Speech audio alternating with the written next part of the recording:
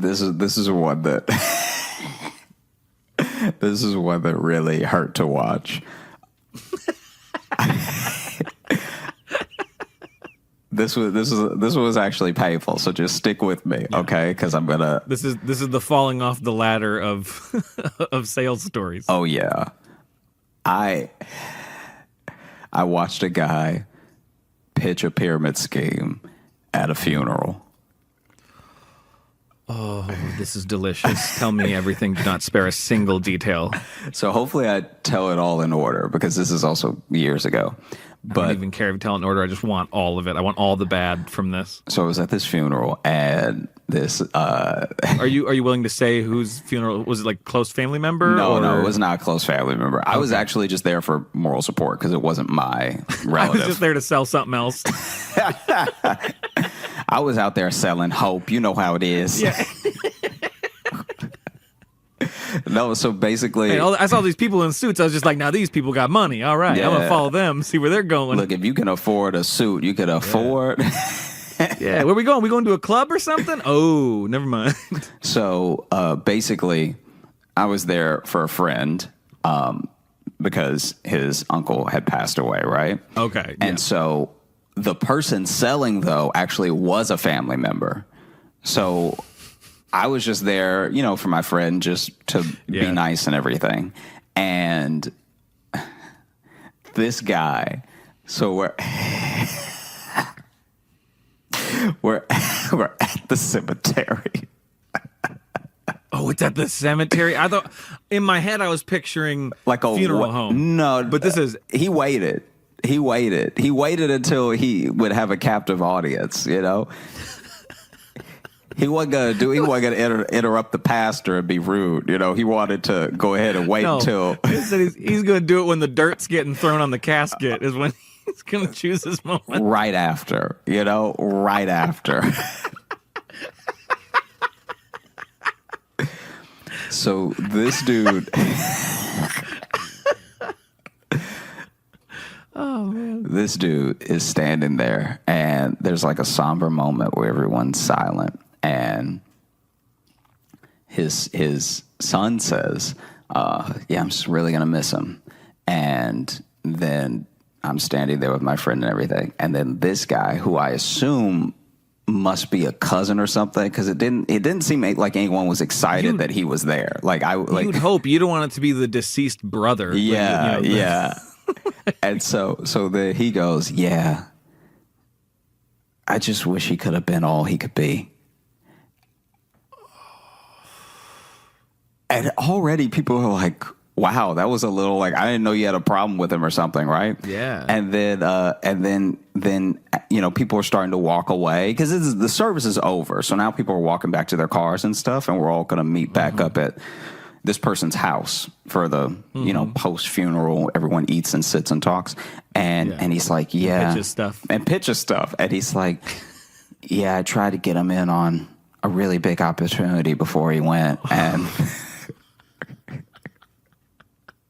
Keep going. And, you know, it just, I mean, I guess it's better this way because at least he won't know what he missed, you know?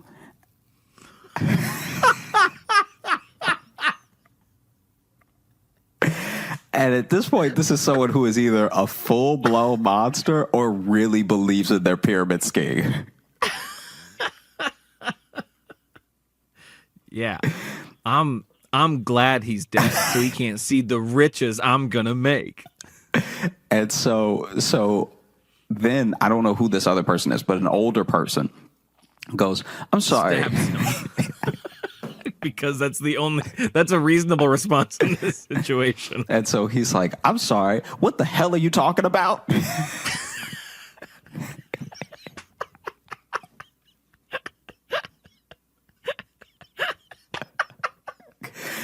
And then this dude in full pitch mode goes, opportunity.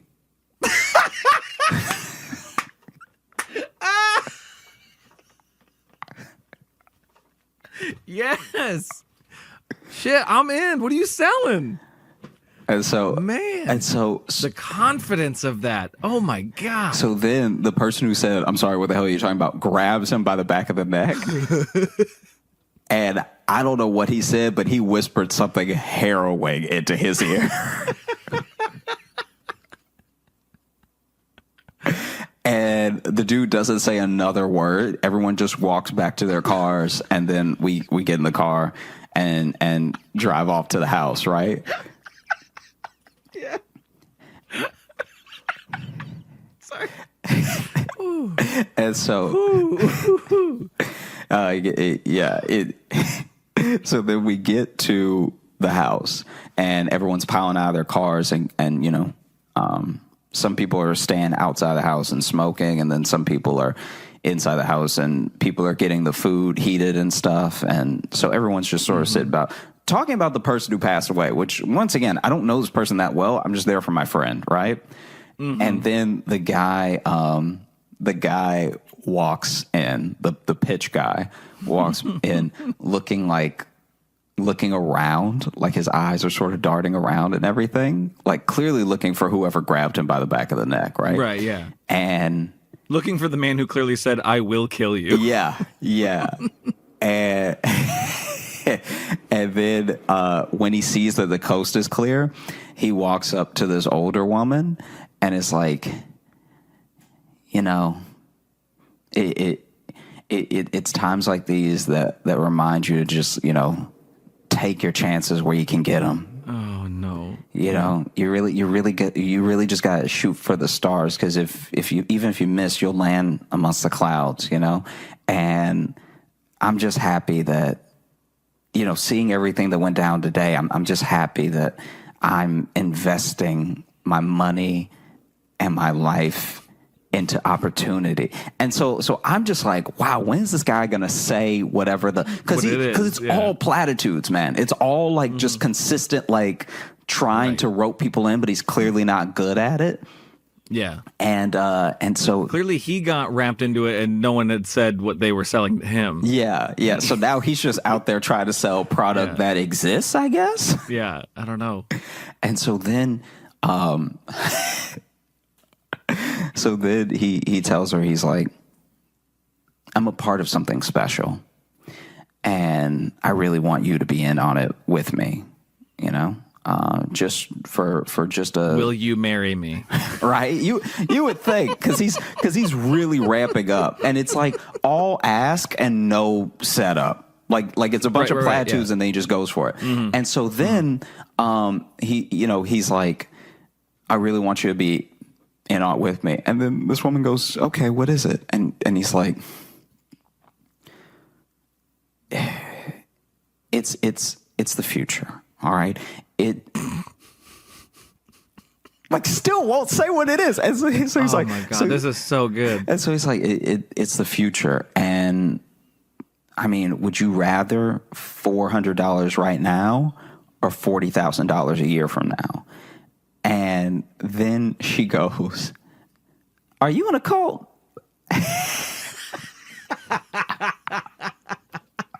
She completely skipped pyramid scheme. I was like, "You in a cult? What you talking about?" That's great. And so you see his face just drop, and then he just moves on to the next part. This is how bad he is at selling, is he doesn't even like have a dismount. He literally just stops talking to her and walks over to another person. Yeah. So then I don't see him for a good 30 minutes or an hour or something. Like, I'm just mingling with my friend and meeting one other person. And so I'm just talking and stuff, and then I'm actually about to leave when he like resurfaces. I guess he was working the back of the house. Like, we stayed in the general like living room area and stuff. And then some people from outside start coming inside. And so I guess he starts trying to work them too. And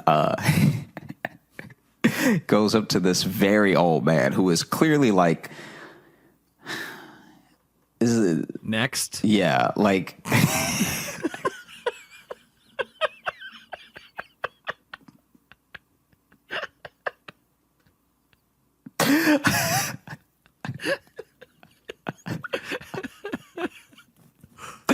because you know how they always You know, they always there's at least one person at the funeral that's way older than the person that passed away. Yeah. And so they're looking at the casket. You're like, oh, that's the Highlander there. Okay. There can be only one. They're looking at that casket different. All right. And so he starts talking to this really, really old man who's honestly not even like registering. Like, I'm not even, you know, sometimes when people are especially like in their 80s and 90s, they get a little bit vacant, you know? Right. And so he's giving this dude the whole spiel, and this guy's not interrupting him or anything or looking at him quizzically. So he thinks he's on a roll with this older dude, right? Who is clearly somebody's grandpa. Yeah. Or just can't hear him at all. Like the old guy is just like his hearing's gone. Just So then he gives him like a long, you know, classic pyramid scheme speech about like be part of my I think he called them opportunity, my movement, my I think he called them clusters. He's like, if you're in my cluster, you know, my kickback is only 5%. A lot of people in their kickback they have 10. If you're in my glory triangle, you and so then the guy, if you're in my success octagon, you and I can make so much money a year. It can't be a pyramid because it's an octagon. Exactly. So, but like one of the points is a little higher than the others. It's also a little wider at the bottom. Yeah. So then he finishes his whole little spiel, and this old man with this old voice goes, "If you don't get out of here with that bullshit."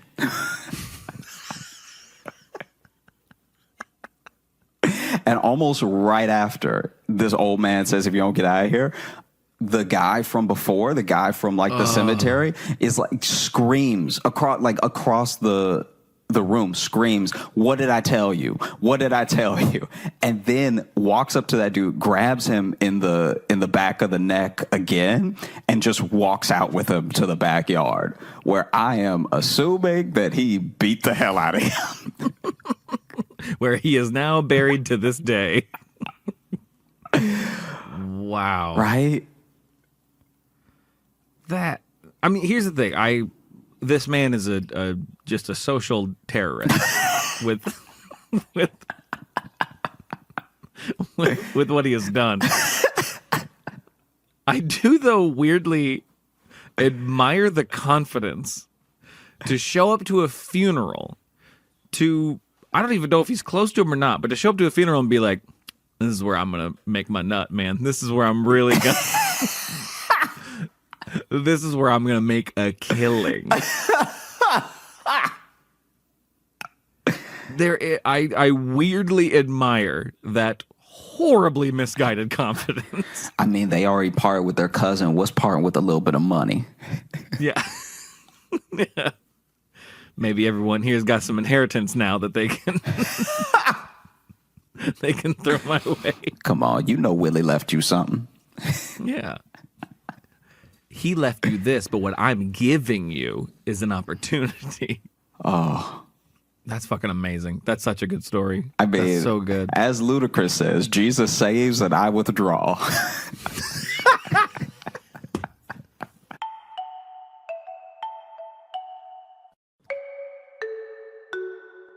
Flew from Jimmy Fallon to Winnipeg. So yeah, he's upgrading pretty quick. He's also been at Just for Laughs' first time in Winnipeg. Please welcome to the stage a very funny Mr. Josh Johnson. I am Josh Johnson. Did Fallon last night and then came to Winnipeg, which is also very beautiful. Everyone is very happy here. People smile a lot. Before the show, I saw two of you high five. That never happens in New York. No one has ever. People are just like, "Don't look at me." Some people I worked with in Chicago have been here. At least they said they were. I believed them. I didn't see them here. They loved it. Some New York people have said great things about the club. They're excited to come. People think you won't survive the cold. Have you ever had your life saved when the stakes were incredibly low? This is really my first time spending a weekend in Canada at a club, which is great. This place is awesome.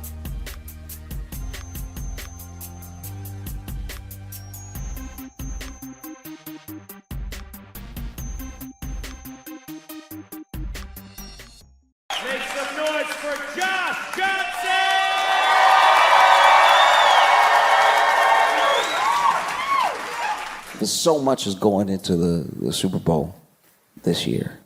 Not only is it Chiefs versus Eagles, there's so much more at play, you know? Like, everybody talks about Taylor Swift and Travis Kelce because they're this idea of like the couple we imagine in our minds, but they're adults. It's like high school, but grown up.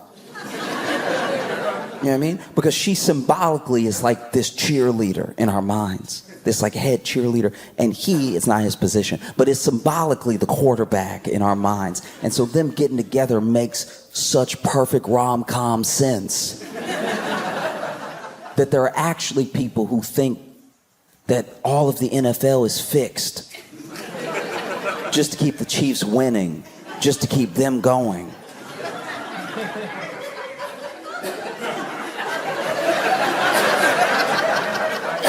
And honestly, you kind of have to give Taylor props. There are people that think she's so powerful.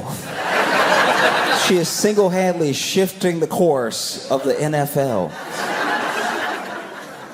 You know, because this is my thing with it. You know, if it's fixed, why would they be tackling so hard?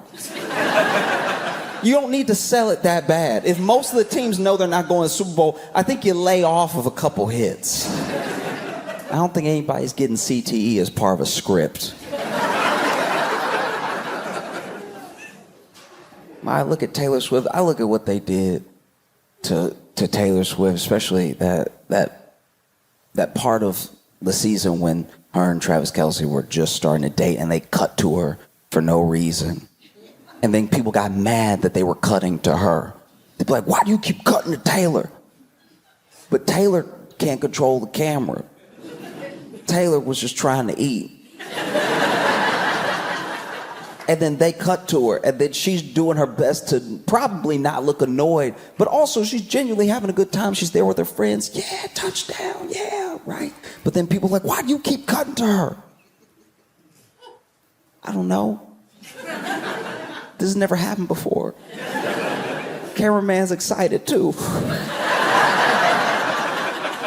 They might not even mean to cut to her every time. They're just probably like, man, this is a good play, but I wonder what Taylor's up to.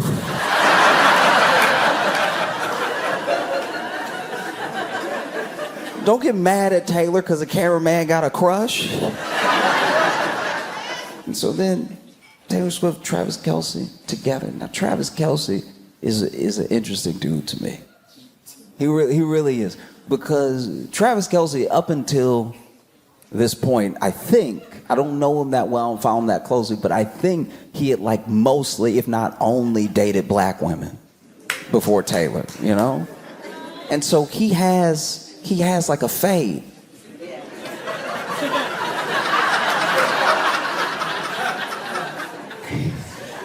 So this dude has a fade, and people were asking him about his fade because he has his platform raised. He was already super popular, but his platform got knocked up a few levels by dating Taylor. There were more eyes on him than ever before. And so then, you know, everyone was asking him about his fade. And then about exactly a year ago, from when I'm speaking right now, they asked him about his fade and what it was like to like invent that look.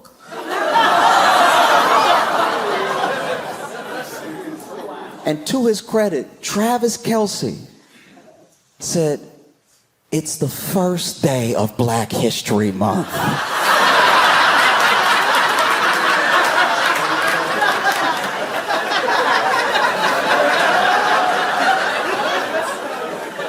What are you trying to do to me?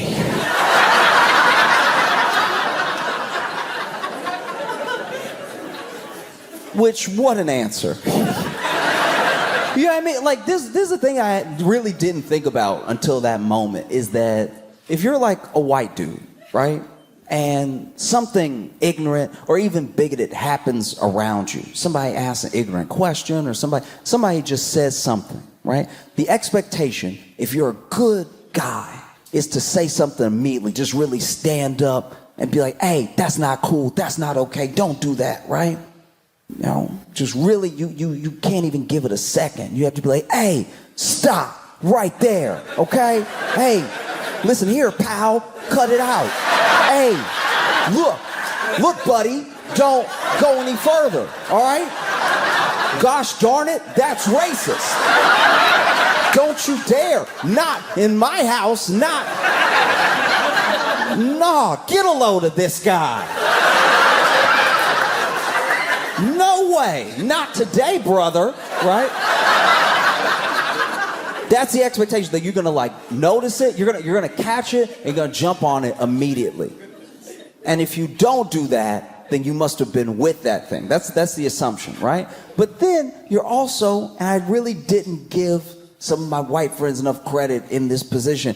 If you take too much of a stand, that's also suspicious. You know what I mean?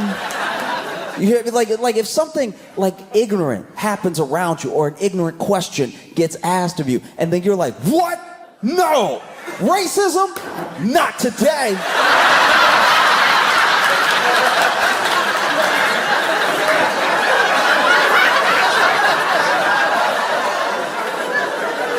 Nah, buddy, I'm putting my foot down. Like, because then people are like, oh, what? Are you hiding something? Why are you so amped up like this? You know? And so to his credit, he's like, guys, look, it's the first day of Black History Month. What are you trying to do to me? All right? I didn't invent that look, okay? I got a barber. He knows how to do the taper. Trim it down in the back, 2 or the 4. But if you want to fade, I know a guy. I know a dude. He's good. You know, he does mine. Travis Kelce's sitting there like, what kind of questions are you asking me? How do y'all not know any black people? You cover the NFL.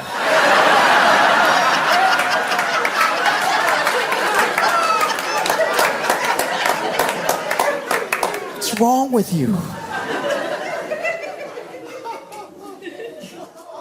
You know? And Travis and Taylor together, they do, to me at least, you know, the little bit that I engage with it, because I don't necessarily follow either one of them closely, but every time I see them together, they do look like picture perfect in a way where I'm like, okay, obviously you're going to get the conspiracy theories, but the conspiracy theories were weird to me because they were like people upset. But what's there to be upset about? It's football. She's blonde. We're in America. This is the most American thing that could be happening. And there are people that are like, no, it's a psyop. I'm like, against who? It's a beautiful white couple. Who are we trying to trick? What is the plan here? Though that's how you can tell there are some people that just need to be mad about anything possible. I'm like, what? You're the one that said stop kneeling, and now you're mad at Taylor and Travis Kelce for holding hands. What's crazy about the Super Bowl for me is that no matter who wins, no matter who it is, the celebrations I've always found very odd. You know? I understand celebrating when you get the touchdown. I love those. I hate it when the NFL tried to like clamp down on any showboat, any celebrations, because you just did one of the hardest things in the world. Imagine if you did that for like a scientist. Scientist finds the cure and he can't even do a little.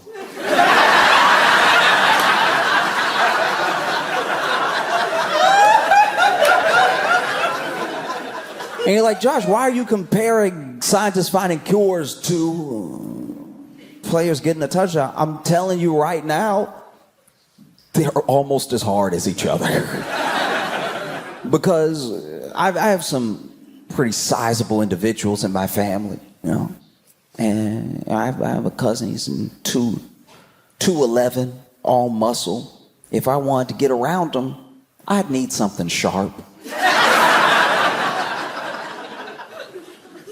So trust me when I tell you, if I get around this man and then outrun him and then get a touchdown, I'm hitting it hard. I'm hitting it in his face because it may never happen again. I love like a good touchdown celebration. They spike that ball, and then you see what moves they have because these are big men.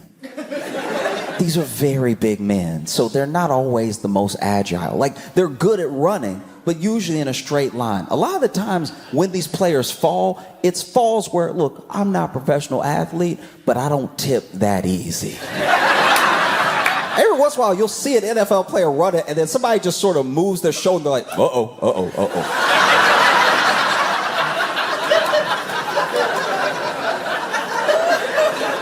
That's my favorite, is when they catch it, and then somebody's too close, and they're like, we going down. All right. No, but when they get in the zone, they've spiked the ball, there's a couple seconds left, and they're allowed to celebrate. This is when you could really do it. And they hit something you didn't even think was possible, you know. Really flowy with it. You know what I mean? They use their hips and stuff. And so, no, that's my favorite. I wish it was even longer. They should get more time to do it, you know? Like, hockey has whole breaks for fights. You could let a guy run in and get on his hands and knees, and then the other guy's like, yeah!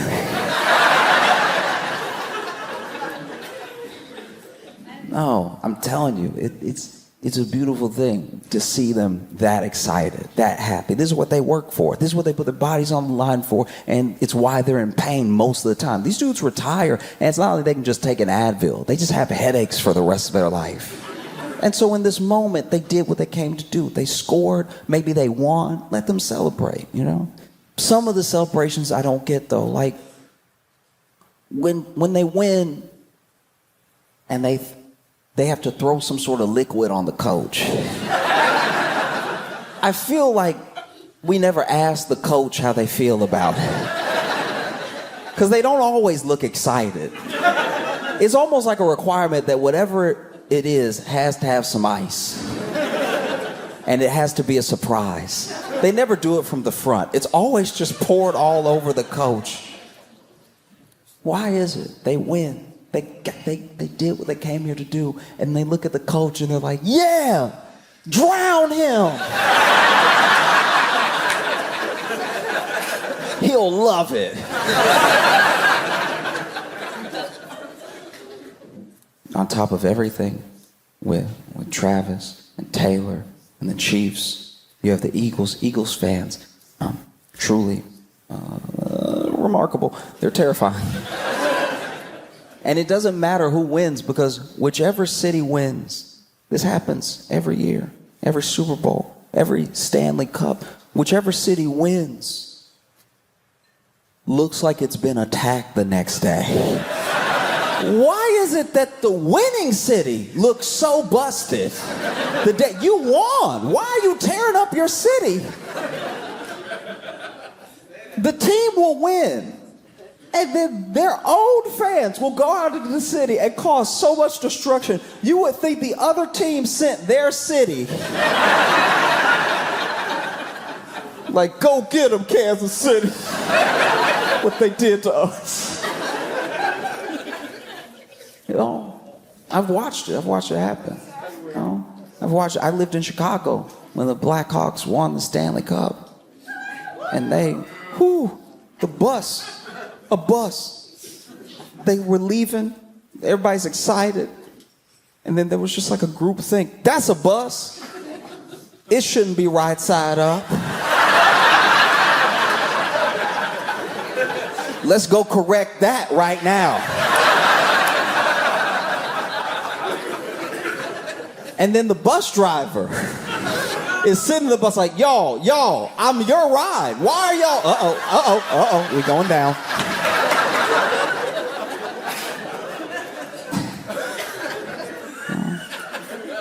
And on top of it all,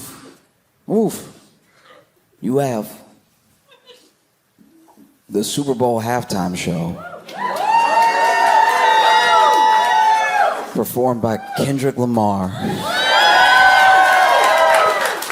And as far as we know, SZA and potentially some other guests, you know.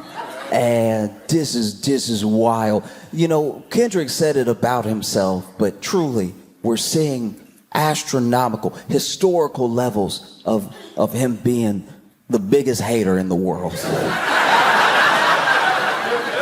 Fundamental hate. A hater where I pray I never have a hater that plans as well and executes hate so efficiently as Kendrick Lamar. This man hates hate. The level of hate. Okay, so if you are not aware, in the beef between Drake and Kendrick Lamar, the first song that you could say maybe even kicked off the whole thing, some people say it was like that, but some people say it was First Person Shooter. And in First Person Shooter, Drake says, big as the what? Big as the what? Big as the Super Bowl. And I guess Kendrick said, challenge accepted.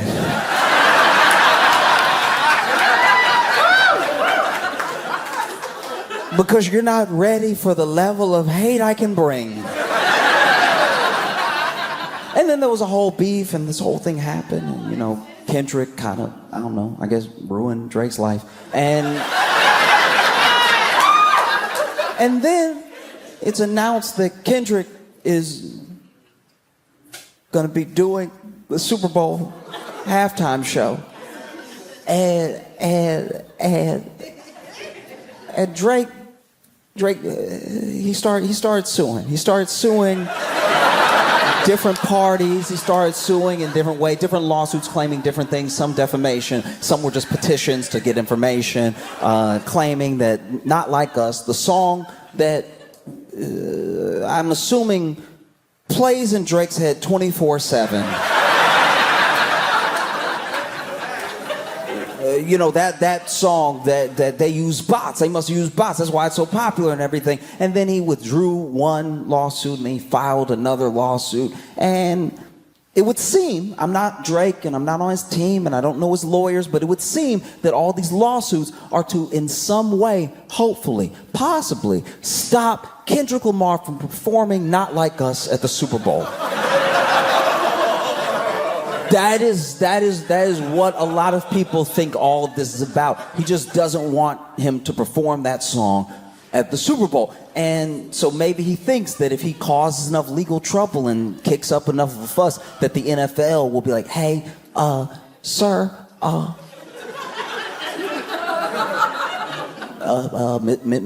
Mr. Lamar,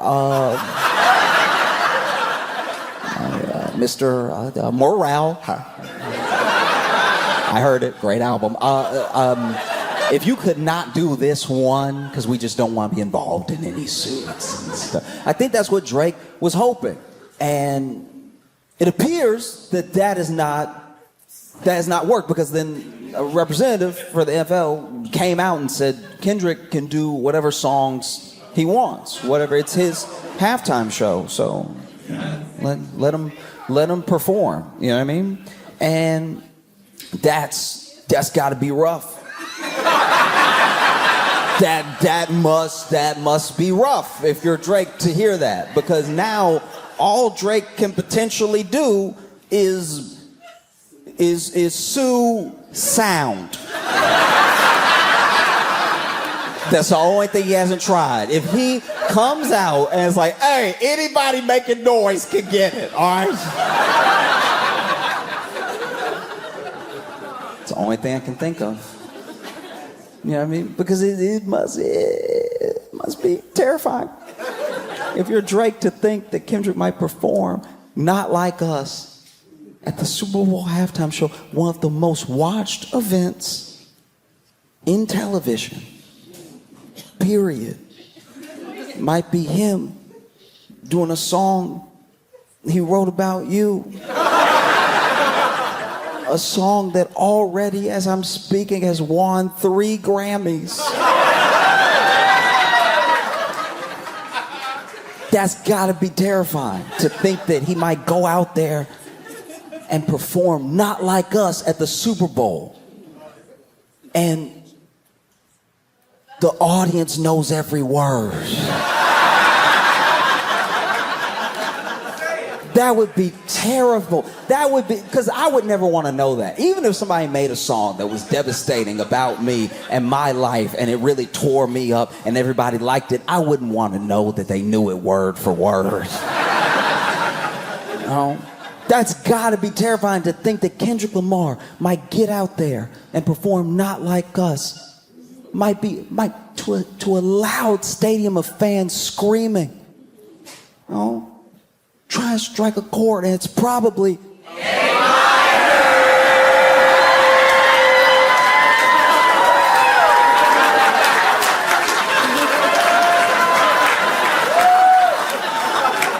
I think even scarier than Kendrick performing Not Like Us is the audience performing Not Like Us.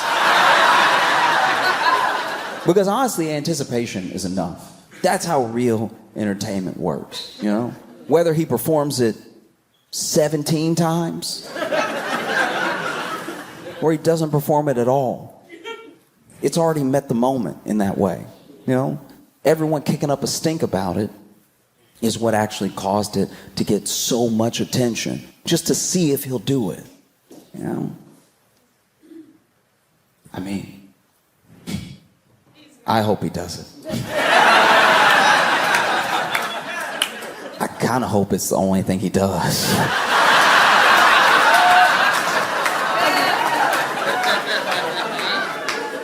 Mainly because the Super Bowl halftime show is you know, recorded and it has all of its own production elements that gets them submitted for the Emmys.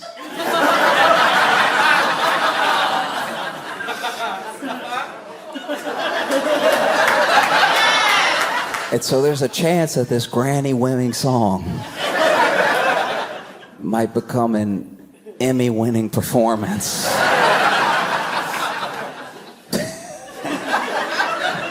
Oh. I will say, though, sometimes it feels like with sports, it's the only time you see so much investment. You see so much come out, like just thrill, agony, all these emotions around a dude's team, around that game, around players and stuff. And I think it's because like sports is one of the few places, maybe even one of the last places, that like a man can express all the aspects of human emotion. He can cry over his team losing. He can be elated. He can be like giddy like a little kid or something. And it's one of the last like socially acceptable places. It's very easy to say like, no, you know, just cry. It's okay for men to cry, but you're not ready. I love when people say like, no, come on. Just break through decades and generations of trauma to just like do what feels like what you want to be doing. No, the only thing stopping you is your mind. As if it's that simple, you know? Sports is one of the last few places that these bonds can be created and that you can fully express yourself. It even creeps up in little different ways. Things that you are innocuous enough, but they run cover for other things, right? Like, let's go. Every one of us here knows a man who has a water bottle. Maybe it's half full, maybe it's a quarter full, but he throws it up in the air. And it flips, and it flips, and it flips, and then if it lands,